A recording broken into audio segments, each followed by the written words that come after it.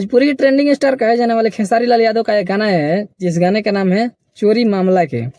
और ये इस गाने को आए हुए लगभग 11 घंटा हुआ और ये गाना तो लगभग 5.5 लाख व्यूज ये गाना पार कर लिया है। और इस गाने का खास बात ये है कि यहाँ पे देख सकते हैं कि इस गाना ये कितने नंबर पे, आप यहाँ पे देख सकते हैं कि गाना ये कितने नंबर पर ट्रेंड कर रहा है।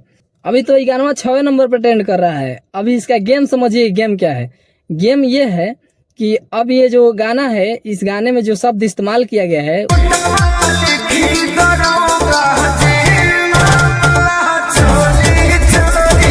उस शब्द पे अब होगा विवाद। और विवाद होने के बाद जितना विवाद होगा गाने पे उतना व्यूज बढ़ेगा। अभी नंबर पर ट्रेंड कर रहा है ना, 2 दिन, आज से कल तक इस गाने पे विवाद होगा और ये गाना जाएगा 1 नंबर पर ट्रेंडिंग में।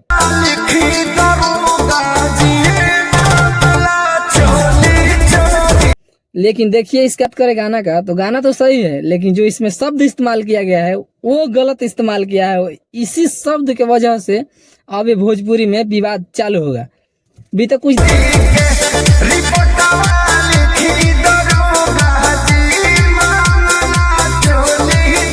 दिन पहले ही आप देखे होंगे, एक पत्रकार है जिनका नाम रवीश कुमार है, वो भी बड़ा खुलासा किए थे भोजपुरी में कि सब महिलाओं का शोषण किया जा रहा है, ये किया जा रहा है, वो किया जा रहा है।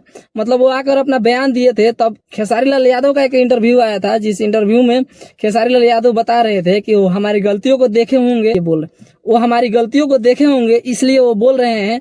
तो हमारा फर्ज ये बनता है कि हम अपनी गलती को सुधार के और भोजपुरी में अच्छा काम करें।